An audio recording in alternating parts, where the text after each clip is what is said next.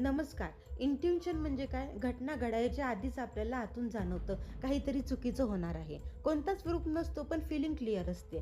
Sixth sense म्हणजे काय? जेव्हा तू एखाद्या लोकेशनला जातोस आणि तिथली एनर्जी इन्स्टंटली फील होते, त्याला सिक्स्थ सेन्स असे म्हणतात.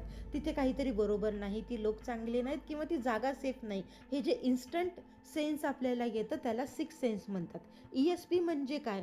की एखादी घटना घडायच्या आधीच तुम्हाला ती दिसते किंवा तुम्हाला ती जाणवते आणि काही क्षणानंतर ती घटना तशीच घडली जाते. त्याला म्हणतात ESP. डिफरन्स खूप सोप्पा आहे. इंट्युशन म्हणजे आतली फिलिंग, सिक्स्थ सेन्स म्हणजे लोकेशनला गेल्यानंतर जी एनर्जी क्रिएट होते ती, ESP म्हणजे घटना आधीच दिसणे.